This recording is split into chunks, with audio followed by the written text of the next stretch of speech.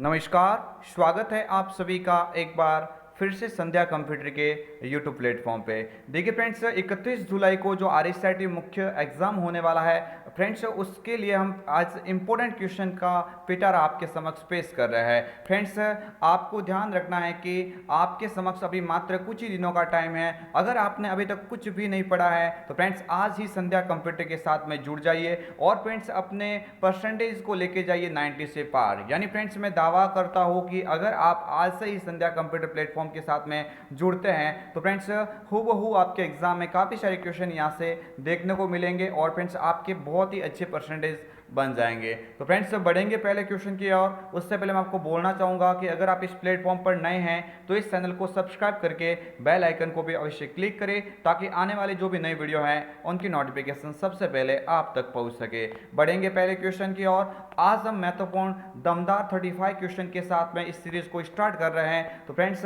बने रहिएगा वीडियो के एंड तक ताकि फ्रेंड्स आपकी भी नॉलेज में हो काफ़ी अच्छा इजाफा। पहला क्वेश्चन आपकी स्क्रीन के सामने। फ्रेंड्स कोशिश करें कि आप इन क्वेश्चन का आंसर देने की ट्राई करें ताकि फ्रेंड्स क्या होगा कि आपका स्तर भी चेक किया जा सके और फ्रेंड्स मेरी ओर से भी सभी आंसर बताता रहूँगा।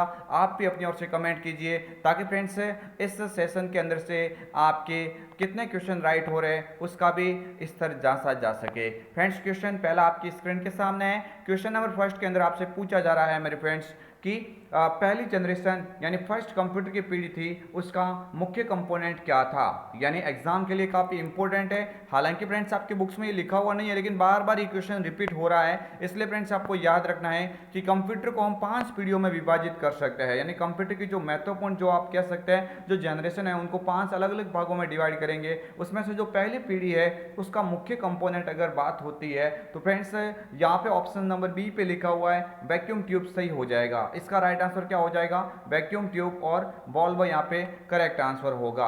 आप अपनी ओर से भी कमेंट कीजिए और फ्रेंड्स से बताने की कोशिश करें इसका राइट आंसर क्या होगा। अगर फ्रेंड्स यहाँ पे बात होती है आईसी की, यानी आईसी का पूरा नाम इंटीग्रेटेड सर्किट होता है। ये फ्रेंड्स कंप्यूटर की तीसरी जनरेशन के अंदर पेश किया गया। यानी कंप्यूटर की जो थर्ड जनरेशन थी उसके अंदर मुख्य कंपोनेंट के तौर पर हम आईसी को कह सकते हैं। जबकि ट्रांजिस्टर लिखा हुआ मेरे फ्रेंड्स, ट्रांजिस्टर लिखा हुआ है ये कंप्यूटर की दूसरी पीढ़ी का मुख्य कंपोनेंट था। तो फ्रेंड्स आपको याद रखना है कंप्यूटर की महत्वपूर्ण 5 पीढ़ियों के अंदर अलग अलग डिवाइस का महत्वपूर्ण रोल रहा है। इसमें आपको याद रखना है पहली पीढ़ी का मुख्य कंपोनेंट यहाँ पे क्या माना जाएगा? वैक्यूम ट्यूब और बॉल्ब माना जाएगा। नेक्स्ट आगे वाला क्वेश्चन कमेंट कीजिए फ्रेंड्स, आप अपनी ओर से भी बताने की कोशिश करें और फ्रेंड्स मैं मेरी ओर से यहाँ पे बताने की आपको कोशिश कर रहा हूँ। आप भी फ्रेंड्स आंसर देने की ट्राई करें ताकि अपने स्तर को चेक किया जा सके। क्वेश्चन नंबर 2 आपकी स्क्रीन के सामने और क्वेश्चन नंबर 2 के अंदर पूछा जा रहा है निम्न में से कौन सा कंप्यूटर डेटा भंडारण क्षमता और प्रदर्शन के आधार पर सबसे शक्तिशाली कंप्यूटर माना जाता है। बेंच फ्रेंड्स यहाँ पे कह सकते हैं काफ़ी इंपॉर्टेंट क्वेश्चन है और आपके एग्जाम में ये डायरेक्टली कई बार पूछा जा चुका है। आशा है फ्रेंड्स ये सभी को क्वेश्चन आ रहा होगा। देखिए ऑप्शन ए पे लिखा हुआ है mainframe computer, option B पे लिखा हुआ है सुपर कंप्यूटर, ऑप्शन सी पे लिखा हुआ है पाम टॉप कंप्यूटर और ऑप्शन डी पे लिखा हुआ है मिनी कंप्यूटर। फ्रेंड्स अगर आप कॉम्पिटिटिव एग्जाम की भी तैयारी कर रहे हैं जिसमें कंप्यूटर के यहाँ पे जो सिलेबस को शामिल किया गया है तो फ्रेंड्स आपके लिए भी ये वीडियोस काफ़ी इंपॉर्टेंट होने वाला है। आपके नॉलेज के फ्रेंड्स यहाँ पे कह सकते हैं आगे भी आपको काफ़ी फायदा मिलेगा। तो यहाँ पे ऑप्शन बी पे लिखा हुआ सुपर कंप्यूटर यानी डेटा भंडारण प्रदर्शन या परफॉर्मेंस किसी के आधार पर देखा जाए तो सबसे शक्तिशाली कंप्यूटर सुपर कंप्यूटर को माना जाएगा। यानी ऑप्शन बी पे लिखा हुआ है इसका क्या हो जाएगा? करेक्ट आंसर होगा। फ्रेंड्स अपनी ओर से कमेंट कीजिए और बताइए और भी अपने हिसाब से क्या होगा इसका करेक्ट आंसर। क्वेश्चन नंबर 3 आपकी स्क्रीन के सामने काफ़ी ही महत्वपूर्ण क्वेश्चन है और बार बार ये एग्जाम में रिपीट हो रहा है।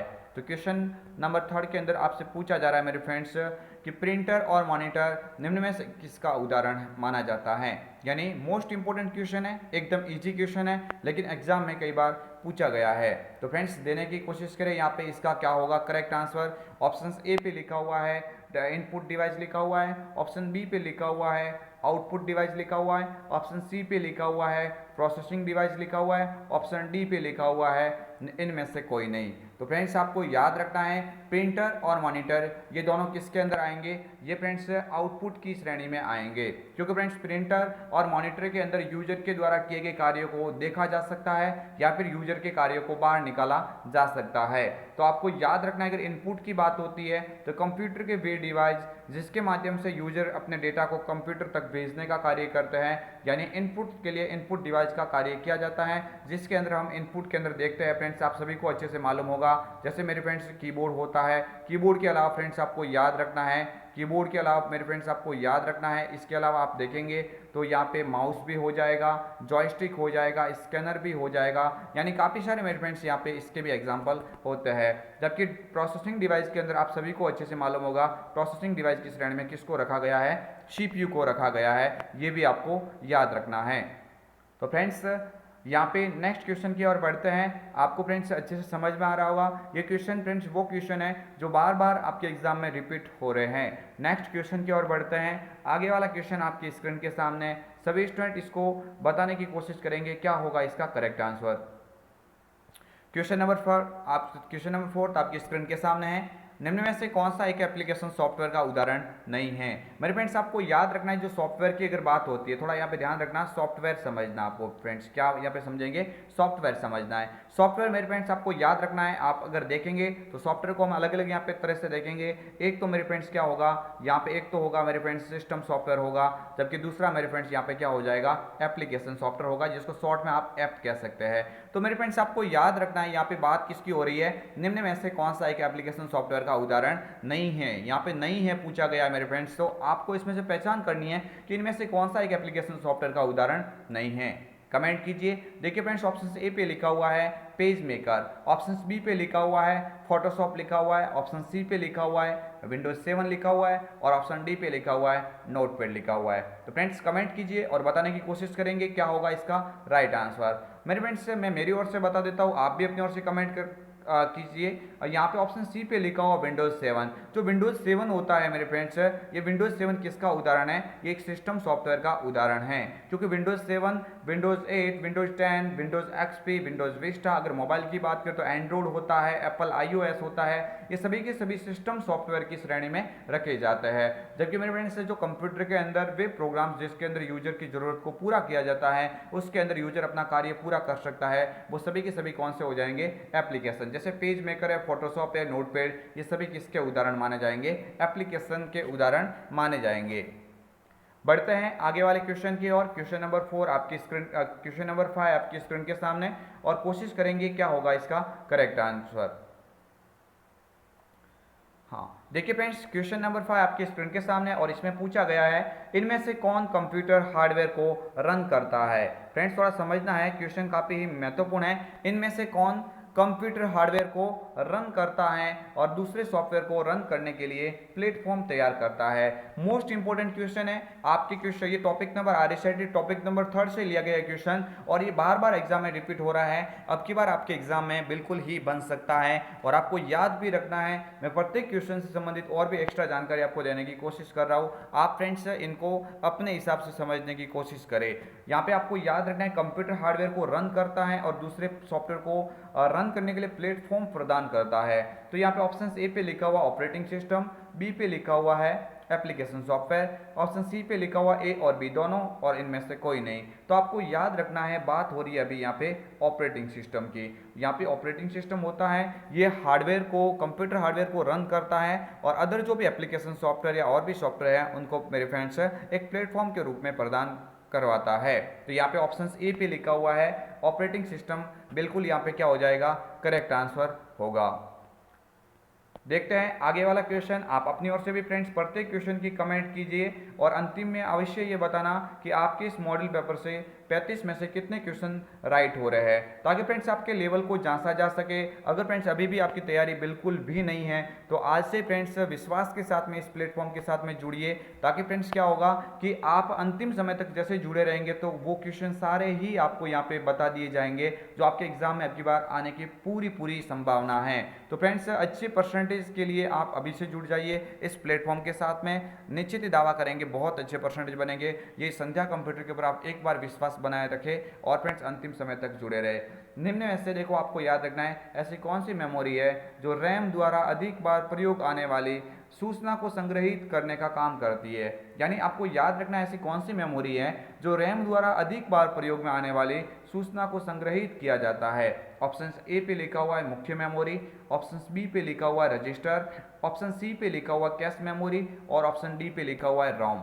आप सभी को याद रखना है कि जो कैश मेमोरी होती है, मैं मेरी ओर से बता देता हूँ फ्रेंड्स, आप भी कमेंट कीजिए। जो कैश मेमोरी होती है, इस कैश मेमोरी को मेरे फ्रेंड्स आप कह सकते हैं कि कंप्यूटर की ऐसी मेमोरी है जो यूजर द्वारा बार बार इस्तेमाल किए जाने वाले प्रोग्राम्स को अपने अंदर सवती सेव करती है। यानी रैम द्वारा या सीपीयू द्वारा अधिक प्रयोग में जो लिए जाते हैं प्रोग्राम्स, वो मेरे फ्रेंड्स कैश मेमोरी के अंदर संग्रहित किए जा सकते हैं। आप सभी को याद रखना है कंप्यूटर की सबसे तेज मेमोरी है, कंप्यूटर की सबसे तेज मेमोरी कौन सी होती है? रजिस्टर होती है। कंप्यूटर की सबसे तेज मेमोरी या सबसे फास्ट मेमोरी कौन सी होती है? रजिस्टर होती है। रजिस्टर के बाद में सेकंड नंबर पे कौन सी होती है?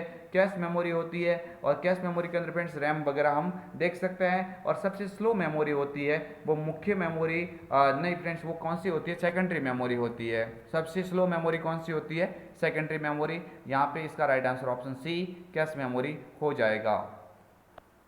बढ़ते हैं आगे वाले क्वेश्चन की ओर। फ्रेंड्स उम्मीद है क्वेश्चन आपको काफ़ी अच्छे से समझ में आ रहा होगा।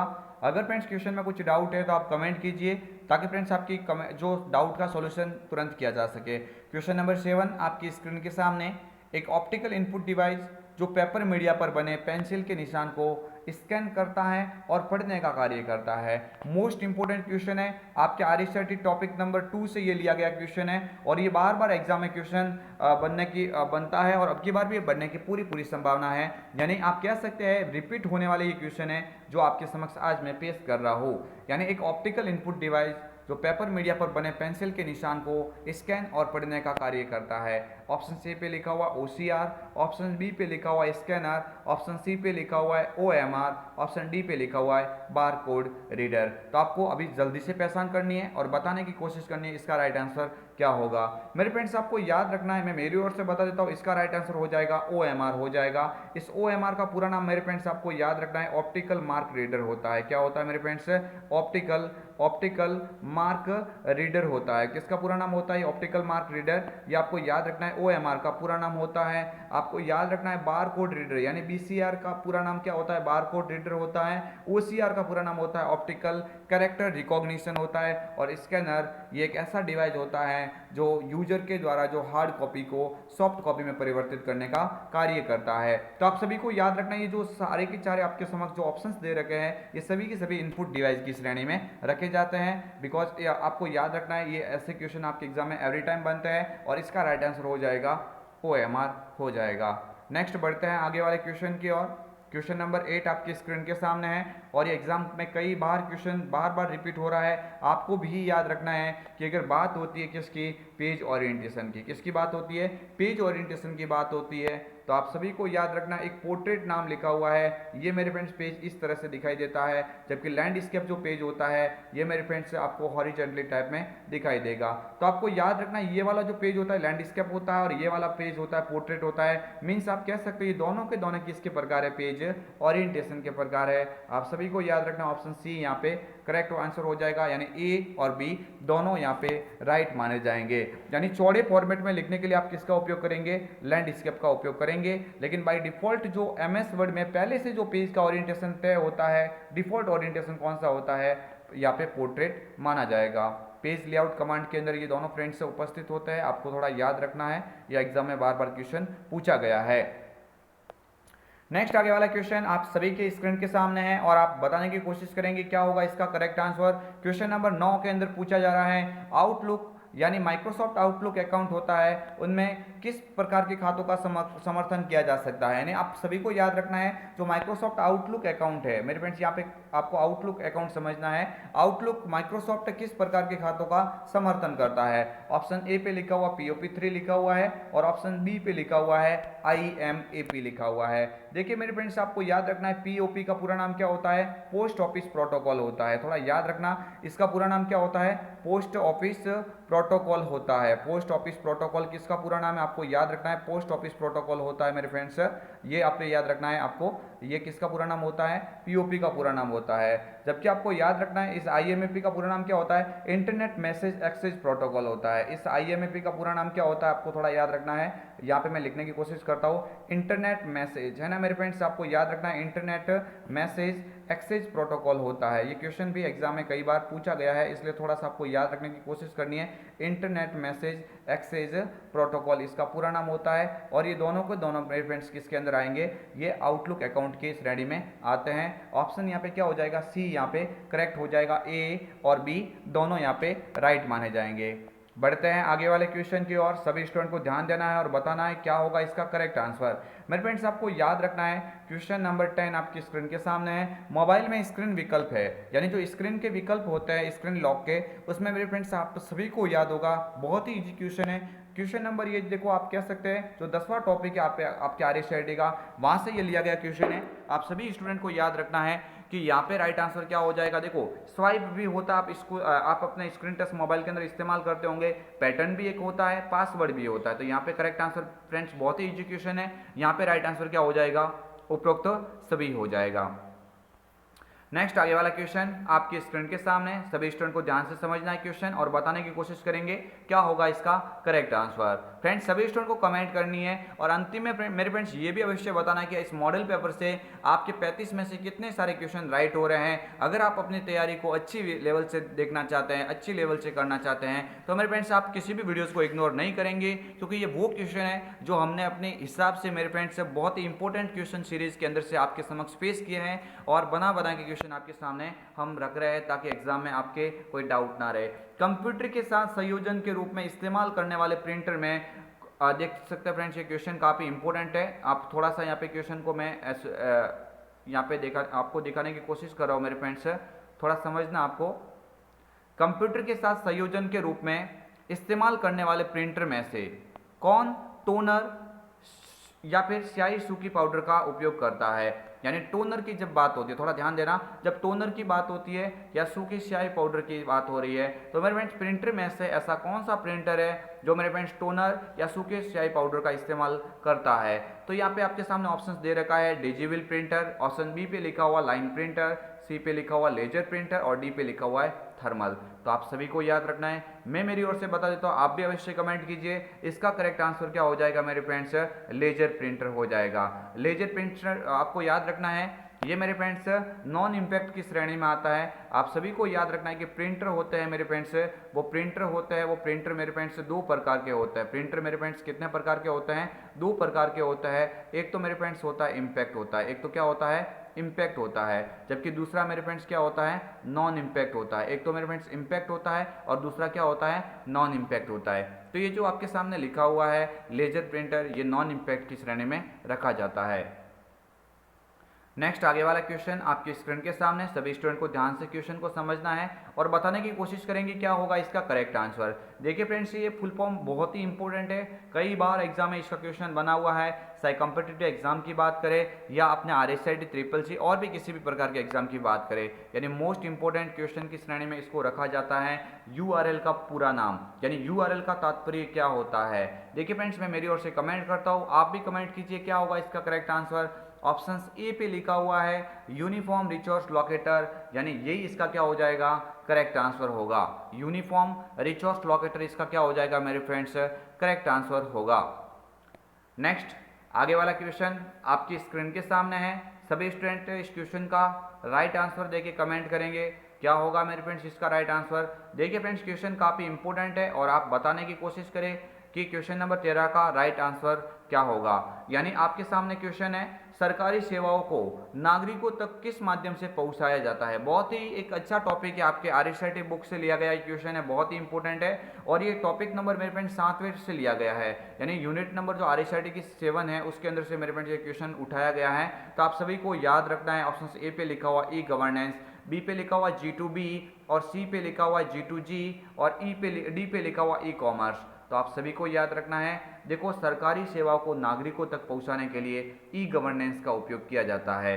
ऑप्शन ए पे लिखा हुआ है ई गवर्नेंस, इसका क्या हो जाएगा करेक्ट आंसर। बढ़ते हैं आगे वाले क्वेश्चन की ओर, सभी स्टूडेंट को ध्यान देना है, आप सभी स्टूडेंट कमेंट कीजिए और प्रत्येक आंसर को आप देने की कोशिश करें। अगर फ्रेंड्स आपको नहीं आ रहा है तो नेक्स्ट टाइम इन क्वेश्चन को आप याद कीजिए, ताकि और भी जो अन्य आने वाले मॉडल पेपर में आपका अच्छे से अच्छा स्कोर आपका हो जाए। फ्रेंड्स, खाली जगह, एक खाली जगह नामित है जो डिस्क पर फाइलों को स्टोर करता है। यानी क्वेश्चन काफ़ी इंपॉर्टेंट है और कई बार ये क्वेश्चन सीधा सीधा पूछा जा चुका है कि एक खाली जगह नामित है जो डिस्क पर फाइलों को स्टोर करता है, फोल्डर, पोर्ट, वर्जन या फाइल ग्रुप। तो मैं मेरी ओर से बताता हूँ जल्दी से फ्रेंड्स, इसका राइट आंसर क्या हो जाएगा, फोल्डर हो जाएगा। यानी एक फोल्डर होता है जो नामित है, जो डिस्क पर फाइलों को स्टोर करता है। कुल मिला के आपको याद रखना है कि जो फाइल होती है ना, उन फाइलों का जो फ्रेंड संग्रह होता है, यानी सेट ऑफ फाइल होती है, जो फाइल्स होता है उन फाइलों के समूह को कहाँ पे रखा जाता है, फोल्डर के अंदर रखा जाता है। ऑप्शन यहाँ पे क्या हो जाएगा, ए यहाँ पे करेक्ट आंसर हो जाएगा। नेक्स्ट आगे वाला क्वेश्चन आपकी स्क्रीन के सामने है। ईपीडीएस के संदर्भ में बीपीएल का पूरा नाम बताइए। मेरे फ्रेंड्स बहुत ही इजी क्वेश्चन है और एग्जाम में बनने लायक क्वेश्चन है। कई बार कॉम्पिटिटिव एग्जाम में भी सीधा सीधा ये पूछा जा चुका है। ईपीडीएस का पूरा नाम मेरे फ्रेंड्स होता है electronic public distribution system. Electronic public distribution system हो जाएगा ईपीडीएस का पूरा नाम। और ईपीडीएस के संदर्भ में बीपीएल का पूरा नाम आपको पूछा जाता है तो आप सभी स्टूडेंट को याद रखना है, इस बीपीएल का पूरा नाम क्या हो जाएगा, बिलो पॉवर्टी लाइन हो जाएगा। यानी मैं मेरी ओर से बताने की कोशिश कर रहा हूँ, आप भी स्टूडेंट कमेंट कीजिए और बताइए आप इसका क्या होगा करेक्ट आंसर। ऑप्शन बी पे लिखा हुआ है बिलो पॉवर्टी लाइन, यहाँ पे क्या हो जाएगा करेक्ट आंसर। नेक्स्ट आगे वाला क्वेश्चन आपकी स्क्रीन के सामने है, सभी स्टूडेंट को ध्यान देना है। टॉपिक नंबर ये 7वें से या 8वें टॉपिक से ये क्वेश्चन लिया गया है, आप सभी को याद रखना है। बहुत ही इजी क्वेश्चन है लेकिन मोस्ट इंपॉर्टेंट क्वेश्चन की श्रेणी में आता है। एसएसओ का पूरा नाम, बहुत इजी क्वेश्चन है लेकिन सीधे सीधे आपके एग्जाम में पूछा गया है कई बार, इसलिए मैंने इसको ऐड किया है। आप सभी को याद रखना है, एसएसओ का वैसे याद होगा, क्या हो जाएगा correct answer, single sign on हो जाएगा। मेरे फ्रेंड्स क्या हो जाएगा यहाँ पे correct answer, single sign on यहाँ पे राइट होगा। आगे वाला क्वेश्चन आपकी स्क्रीन के सामने, टाइम्स न्यू रोमन क्या है। मोस्ट इंपोर्टेंट क्वेश्चन है, एमएस वर्ड या एक्सेल से एवरी टाइम क्वेश्चन बार बार रिपीट हो रहा है, आप सभी को याद रखना है टाइम्स न्यू रोमन क्या होता है। टाइम्स न्यू रोमन मेरे फ्रेंड्स किसका प्रकार है, जल्दी से कमेंट कीजिए और बताइए क्या होगा इसका correct answer, font, font style, chart या इनमें से कोई नहीं। आप सभी को याद रखना इसका करेक्ट आंसर क्या हो जाएगा मेरे फ्रेंड्स, फॉन्ट का प्रकार है। ये किसका प्रकार है, फॉन्ट का प्रकार है। टाइम्स न्यू रोमन के अलावा आप ये भी 2-4 फॉन्ट को याद रखें ताकि एग्जाम में कोई दिक्कत ना हो। जैसे मेरे फ्रेंड्स एरियल की बात होती है, एरियल को भी आप याद रखिए। इसके अलावा आप अल्जेरियन को भी याद रखिए, है ना, अल्जेरियन का भी क्वेश्चन डायरेक्टली एग्जाम में पूछा जा चुका है कई बार। इसके अलावा मेरे फ्रेंड्स आप किसको याद रखेंगे, सेंचुरी को भी याद रखेंगे। किसको याद रखेंगे आप, सेंचुरी को भी याद रखेंगे। और एक ये अवश्य याद रखना कि माइक्रोसॉफ्ट वर्ड या और भी फ्रेंड्स आप बात करें उसमें डिफॉल्ट फॉन्ट का प्रकार कौन सा होता है, तो डिफॉल्ट फॉन्ट का प्रकार मेरे फ्रेंड्स कौन सा होता है, कैलिबरी बॉडी होता है। क्या होता है मेरे फ्रेंड्स, कैलिबरी बॉडी, यहाँ पे इसका क्या हो जाता है करेक्ट आंसर हो जाता है। जब किसकी बात होती है मेरे फ्रेंड्स, जब बात होती है डिफॉल्ट फॉन्ट की। आगे वाला क्वेश्चन आपकी स्क्रीन के सामने है, सभी स्टूडेंट को ध्यान देना है और बताने की कोशिश करेंगे इसका क्या होगा करेक्ट आंसर। क्वेश्चन नंबर 18 आपकी स्क्रीन के सामने है और इस क्वेश्चन के अंदर आपसे पूछा गया है दस्तावेज में नया पैराग्राफ दर्ज करने के लिए कीबोर्ड की कौन सी की को दबा सकते हैं। यानी मोस्ट इंपोर्टेंट क्वेश्चन है, वेरी वेरी इंपोर्टेंट क्वेश्चन। आप सभी स्टूडेंट याद रखेंगे इस क्वेश्चन को, एग्जाम में बार बार ये रिपीट हो रहा है, चाहे कॉम्पिटिटिव एग्जाम की बात करें या और भी कंप्यूटर रिलेटेड जो मोस्ट जो एग्जामिनेशन होता है उनकी बात करें, तो आप सभी को याद रखना। मैं मेरी ओर से बता देता हूँ इसका करेक्ट आंसर क्या हो जाएगा, ऑप्शन सी पे लिखा हुआ है एंटर बटन। यानी दस्तावेज में आप नया पैराग्राफ दर्ज करने के लिए कीबोर्ड की कौन सी की को दबा सकते हैं, यानी एंटर की को दबा सकते हैं। यानी मोस्ट इंपोर्टेंट क्वेश्चन आपके एग्जाम में कई बार ये पूछा जा चुका है।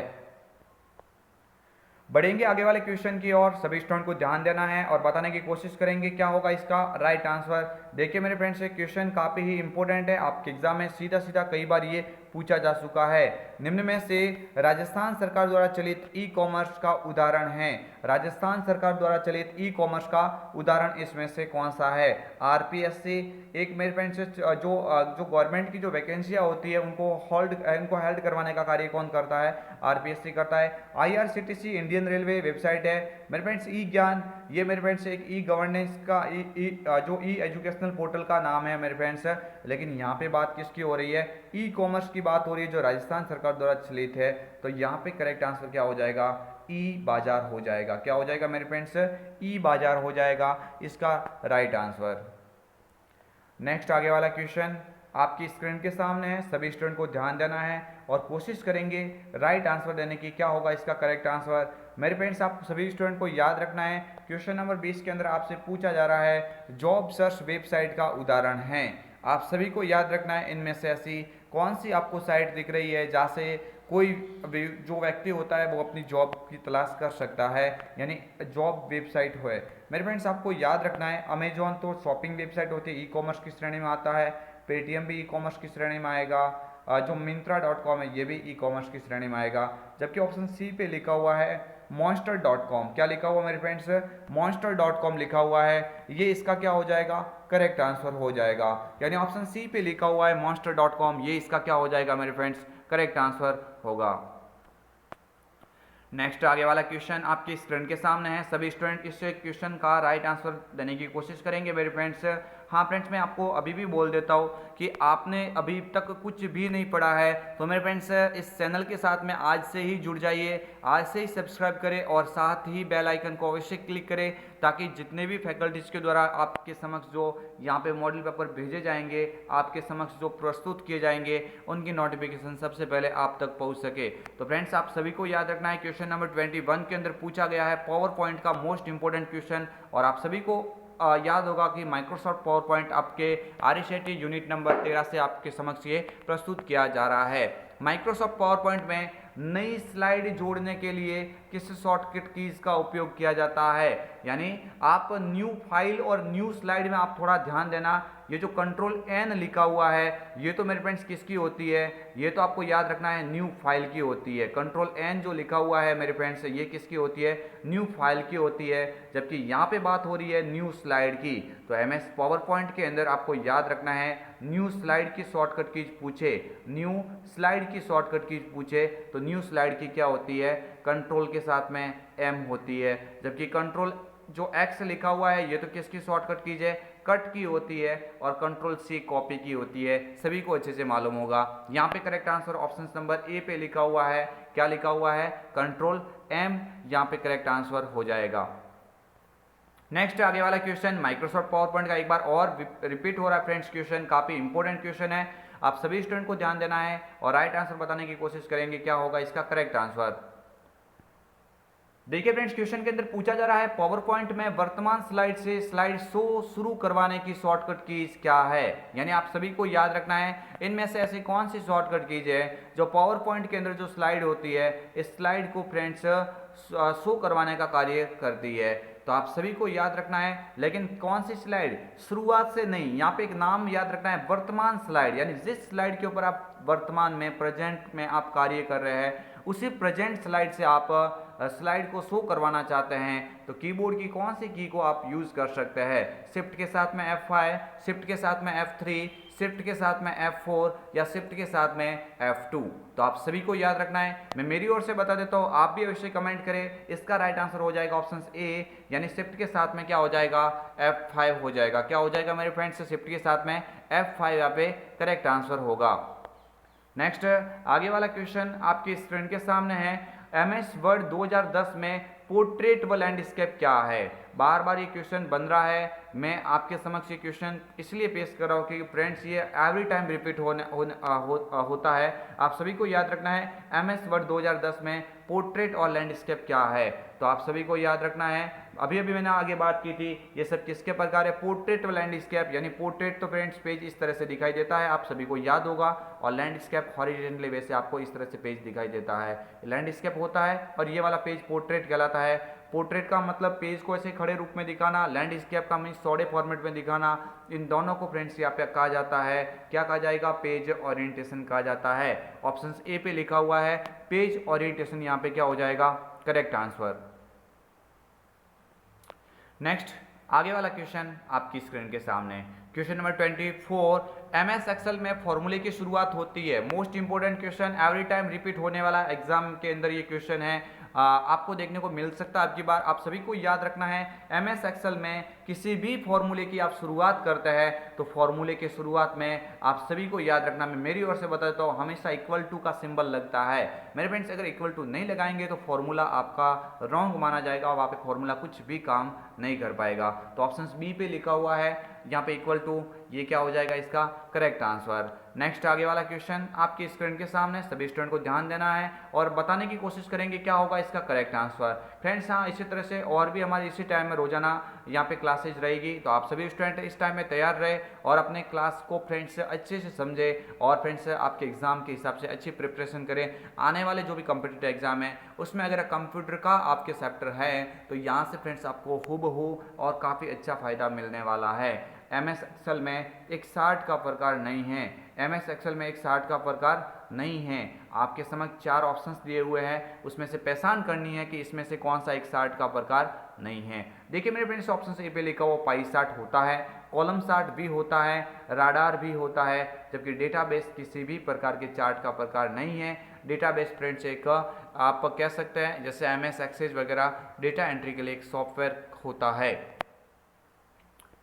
नेक्स्ट आगे वाला क्वेश्चन आपकी स्क्रीन के सामने है, सभी स्टूडेंट ध्यान से फ्रेंड्स देखेंगे और फ्रेंड्स आप कमेंट करके एक बार अवश्य बताएं क्या आपको ये सेशन पसंद आ रहा है। फ्रेंड्स अगर आपको सेशन पसंद आ रहा है तो हम रोजाना इस तरह से क्लास आपके समक्ष पेश करेंगे और आपकी तैयारी के अंदर डालेंगे फ्रेंड्स एक अच्छे से अच्छी उड़ान, ताकि एग्जाम में कोई भी डाउट ना रहे, अच्छे परसेंटेज के साथ में आप भी इस एग्जाम को फाइट करें। क्वेश्चन नंबर 26, निम्न में से किसे प्रेजेंटेशन प्रोग्राम कहा जाता है।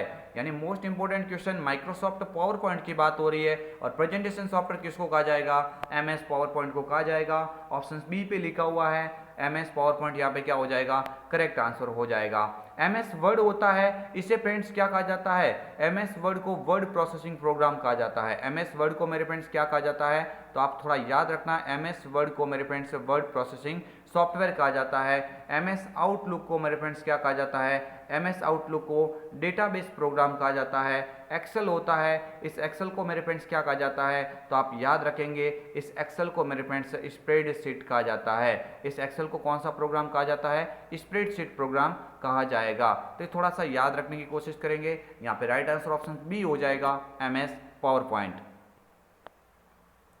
बढ़ते हैं आगे वाले क्वेश्चन की ओर। क्वेश्चन नंबर 27 आपकी स्क्रीन के सामने है और मोस्ट इंपोर्टेंट क्वेश्चन है, बार बार एग्जाम में ये रिपीट हो रहा है, तो फ्रेंड्स आप इसको याद रखने की कोशिश करें। इसका करेक्ट आंसर बताएंगे कमेंट के द्वारा क्या होगा। देखिए फ्रेंड्स, किस शॉर्टकट कुंजी द्वारा किसी डॉक्यूमेंट में हाइपरलिंक को जोड़ा जा सकता है। मोस्ट इंपोर्टेंट क्वेश्चन, बार बार एग्जाम में ये क्वेश्चन एवरी टाइम पूछा जा रहा है, कंप्यूटर एग्जाम के अंदर भी बार बार ये क्वेश्चन रिपीट हो रहा है। मीन्स कह सकते हैं MS वर्ड का मोस्ट इंपोर्टेंट टॉपिक कह सकते हैं हाइपरलिंक को। किसी भी डॉक्यूमेंट में किसी दस्तावेज को लिंक करवाने के लिए आप किसका उपयोग करते हैं, हाइपरलिंक का उपयोग करते हैं। ऑप्शन ए पे लिखा हुआ कंट्रोल ए, तो फ्रेंड्स कंट्रोल ए तो किसकी होती है, सिलेक्ट ऑल की शॉर्टकट कीज होती है। ये तो किसकी होती है मेरे फ्रेंड्स, सिलेक्ट ऑल की होती है। कंट्रोल एफ, ये कंट्रोल एफ मेरे फ्रेंड्स किसकी होती है, फाइंड की शॉर्टकट कीज होती है। किसकी होती है, फाइंड की होती है। ये कंट्रोल ई लिखा हुआ है, ये अलाइन टेक्स्ट सेंटर की होती है। यानी जो पैराग्राफ को आप पेज के बीच में लेना चाहते हैं तो अलाइन टेक्स्ट सेंटर का उपयोग करेंगे। जबकि ऑप्शन सी पे लिखा हुआ है कंट्रोल के साथ में के, और ये इसका क्या हो जाएगा करेक्ट आंसर हो जाएगा ऑप्शन सी पे कंट्रोल के। यानी कंट्रोल के माध्यम से हाइपरलिंक को जोड़ा जा सकता है। बढ़ते हैं आगे वाले क्वेश्चन की ओर। नवीनतम मोबाइल ऑपरेटिंग सिस्टम का उदाहरण है। मोस्ट इंपोर्टेंट क्वेश्चन, आपके ये टॉपिक नंबर मेरे फ्रेंड्स 10 से लिया गया क्वेश्चन है, एग्जाम में कई बार रिपीट हो रहा है, इसलिए फ्रेंड्स आपको याद रखना है। देखिए फ्रेंड्स, आप सभी स्टूडेंट मेरे ख्याल से फ्रेंड्स मोबाइल चलाते होंगे, उस सभी मोबाइल के अंदर ऑपरेटिंग सिस्टम होता है। तो मेरे फ्रेंड्स आपको याद रखना है नवीनतम मोबाइल ऑपरेटिंग सिस्टम इनमें से कौन सा होगा। आपकी बुक्स के अकॉर्डिंग फ्रेंड्स देखा जाए तो मेरे फ्रेंड्स यहाँ पे ऑप्शन बी पे लिखा हुआ है नौगाट, जो N के ऊपर वर्जन है, ये फ्रेंड्स सबसे नवीनतम होगा। जबकि फ्रेंड्स सबसे पहला आपको पूछा जाए तो सबसे पहला मेरे फ्रेंड्स एंड्रॉइड का जो वर्जन इन्होंने लॉन्च किया था वो मेरे फ्रेंड्स कौन सा था, एस्ट्रो था। यानी एस्ट्रो नाम से एंड्रॉइड ने सबसे पहले मोबाइल ऑपरेटिंग सिस्टम लॉन्च किया था। और अभी फ्रेंड्स इस बुक्स के अकॉर्डिंग मेरे फ्रेंड्स यहाँ पे आपको राइट आंसर करना पड़ेगा, नौगाट करना पड़ेगा। नेक्स्ट बढ़ते हैं आगे वाले क्वेश्चन की ओर। क्वेश्चन नंबर 29 आपकी स्क्रीन के सामने है। निम्न में से कौन सा एक साइबर खतरे का प्रकार है। यानी मेरे फ्रेंड्स आज की टाइम में जितना आप इंटरनेट का उपयोग करते हैं, इतनी सारी सुविधाएं प्राप्त करते हैं, इतना इंटरनेट का उपयोग करते हैं, तो फ्रेंड्स इसके अलावा भी इंटरनेट चलाते वक्त आपको काफ़ी सारा फ्रेंड्स नुकसान हो सकता है। और फ्रेंड्स उसी नुकसान को मेरे फ्रेंड्स साइबर खतरे के रूप में जाना जाता है। आप सभी को याद रखना है कि साइबर खतरा इसमें से कौन सा माना जाएगा। आप सभी को याद रखना है वायरस, एक साइबर खतरे का प्रकार है, ट्रोजन हॉर्स एक साइबर खतरे का प्रकार है, स्पाईवेयर ये भी एक साइबर खतरे का प्रकार है। यानी ऑप्शन सभी के सभी यहाँ पे साइबर खतरे की श्रेणी में रखा जाता है, जबकि इन्हीं साइबर खतरे से बचने के लिए हम मोबाइल या फिर कंप्यूटर के अंदर एंटीवायरस का उपयोग करते हैं। और तो फ्रेंड्स एंटीवायरस वगैरह ये जो भी होगा, एंटीवायरस, फायरवॉल वगैरह, ये सभी साइबर सिक्योरिटी की श्रेणी में आते हैं। नेक्स्ट आगे वाला क्वेश्चन नंबर 30 आपकी स्क्रीन के सामने है। इनमें से कौन सा एक साइबर सुरक्षा का प्रकार है? देखिए फ्रेंड्स, मैंने अभी बोला था, क्वेश्चन रिपीट भी हो रहा है, आप सभी को याद रखना है। इसका करेक्ट आंसर क्या हो जाएगा? साइबर सुरक्षा की बात हो रही है, तो साइबर सुरक्षा मेरे फ्रेंड्स अभी आपको याद रखना है, मैं मेरी ओर से बता देता हूँ, एंटीवायरस यहाँ पे हो जाएगा। करेक्ट आंसर क्या हो जाएगा? एंटीवायरस यहाँ पे करेक्ट आंसर होगा। नेक्स्ट आगे वाला क्वेश्चन आपकी स्क्रीन के सामने है, सभी स्टूडेंट को ध्यान से समझना है और आंसर देने की कोशिश करेंगे। इसका राइट आंसर क्या होगा? देखिए फ्रेंड्स, क्वेश्चन नंबर 31 के अंदर पूछा जा रहा है, माइक्रोसॉफ्ट पावर पॉइंट से या माइक्रोसॉफ्ट पावर पॉइंट में किस कुंजी द्वारा स्लाइड शो को रोका जा सकता है? मैं सभी के सभी इंपॉर्टेंट क्वेश्चन आपको प्रत्येक मॉडल पेपर के अंदर करवाता रहूंगा।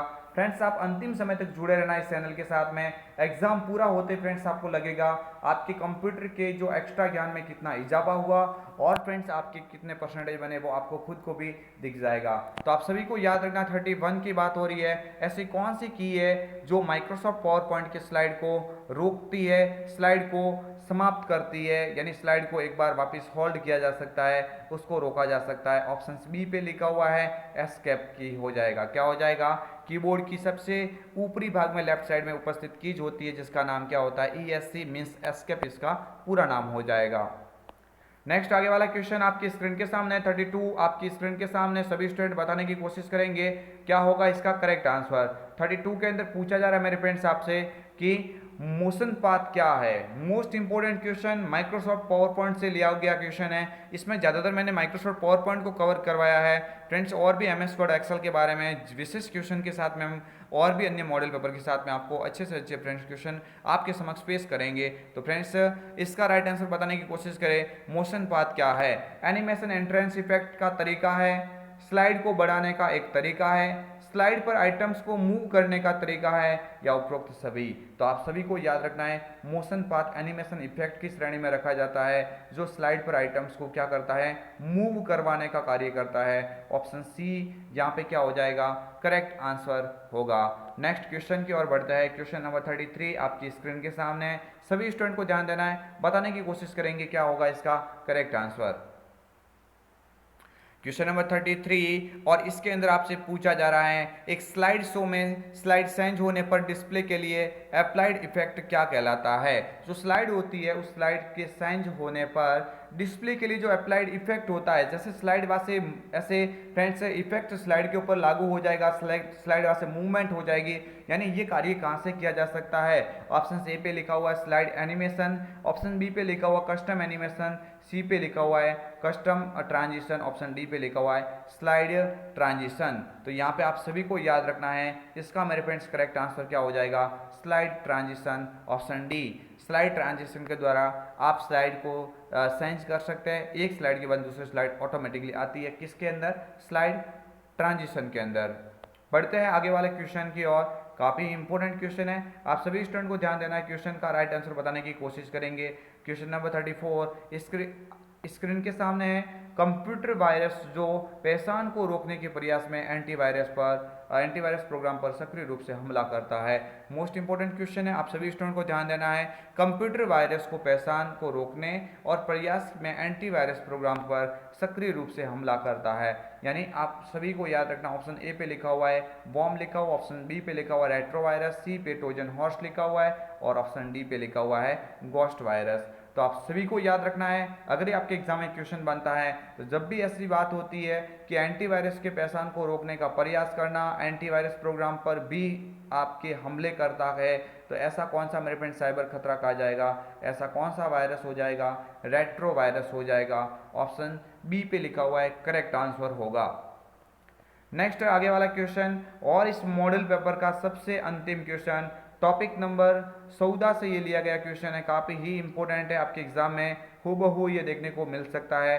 मोस्ट इंपॉर्टेंट क्वेश्चन है, आप सभी स्टूडेंट बताने की कोशिश करेंगे क्या होगा इसका मेरे फ्रेंड्स करेक्ट आंसर। देखिए क्वेश्चन के अंदर पूछा गया है भारतीय आईटी अधिनियम यानी आईटी एक्ट 2000 है, ये किस नियम के क्षेत्र को नियंत्रित करने के लिए तैयार किए गए हैं। तो आपके ऑप्शंस के अंदर आयकर लिखा हुआ है, सूचना प्रौद्योगिकी लिखा हुआ है, इनसाइडर ट्रेडिंग लिखा हुआ है, औद्योगिक प्रौद्योगिकी लिखा हुआ है। तो ऑप्शन बी पे लिखा हुआ है सूचना प्रौद्योगिकी, इसका क्या हो जाएगा करेक्ट आंसर हो जाएगा। यानी फ्रेंड्स आप सभी को याद रखना है, ये हम आपके समक्ष हमने पेश किए हैं महत्वपूर्ण 35 क्वेश्चन का पिटारा। फ्रेंड्स उम्मीद है फ्रेंड्स आपको ये वीडियो काफ़ी पसंद आया होगा। अगर फ्रेंड्स आपने इस वीडियो को पसंद किया है तो फ्रेंड्स इस वीडियो को लाइक कीजिए, और फ्रेंड्स चैनल पर नए हैं तो चैनल को सब्सक्राइब करते हुए बेल आइकन को भी अवश्य क्लिक करें, ताकि आने वाले जो भी नए वीडियो हैं उनकी नोटिफिकेशन सबसे पहले आप तक पहुंच सके। मेरे फ्रेंड्स आप सभी को याद रखना है कि फ्रेंड्स आपने अभी तक कुछ भी नहीं पढ़ा है तो आज से ही चैनल के साथ में जुड़ जाइए, और फ्रेंड्स दीजिए अपने तैयारी के अंदर एक नया मोड। आप सभी को याद रखना है यहाँ से क्वेश्चन आपको एग्जाम में हूबहू मिलेंगे, ये हम दावा करते हैं। यानी फ्रेंड्स आप सभी को याद रखना है, हमने आज किए हैं यहाँ पे महत्वपूर्ण 35 क्वेश्चन। आज से फ्रेंड्स आपको याद रखना है रोजाना हमारी इस टाइम में क्लास रहेगी, तो फ्रेंड्स आप इस टाइम में तैयार रहे और इस क्लास को अवश्य ज्वाइन करें। क्लास के माध्यम से आपको निश्चित ही बहुत अच्छा फायदा मिलेगा। फ्रेंड्स मिलेंगे कल एक और अन्य वीडियो के साथ में, तब तक के लिए जय हिंद, वंदे मातरम, जय भारत।